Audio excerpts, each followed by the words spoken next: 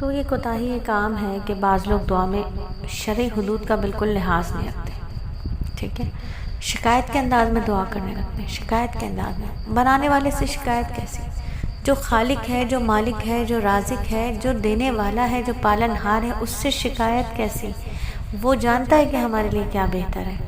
تو انداز ایسا ہوتا ہے کہ جیسے شکایت کر رہے ہیں، اے اللہ یہ کیا ہو گیا، اب کیا ہوگا، اللہ اب کیا ہوگا، بس میں تو بالکل ہی تباہ ہو جاؤں گی، یا تو میں تو بالکل تباہ ہو جاؤں گا، اے اللہ یہ بچے میں کس پر ڈالوں گی، اللہ آپ نے کیا کر دیا، اللہ میرے بچوں کا کیا ہوگا، ان کا باپ بیمار ہو گیا، اللہ میرے شوہر کو کچھ ہو گیا تو ان کے بعد ان کا کون ہوگا، اللہ ایسا نہ کیجئے، اللہ میرا تو کہیں بھی ٹھکانہ نہیں رہے گا۔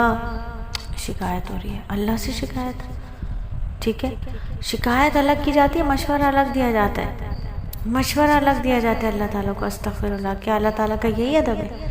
اس کے نام کی کیا یہی عظمت ہے؟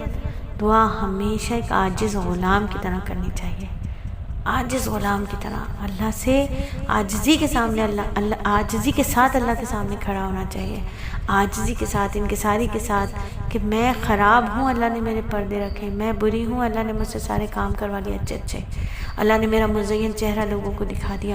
ادب کے ساتھ، ادب کے ساتھ، اس کی عظمت، اس کی ہیبت، اس کی بادشاہی کو سمجھتے ہوئے دعا مانگنی چاہیے۔ جب عاجزی کے ساتھ مانگیں گے، رو کے مانگیں گے، شکایت نہیں کریں گے، اس کی رضا میں راضی ہو کے مانگیں گے، اس کے بعد اللہ پاک جو فیصلہ فرمائیں گے اس پہ ہمیں راضی رہنا چاہیے، وہ ہم پر واجب ہو گیا اس کے فیصلے پر راضی رہنا، ٹھیک ہے۔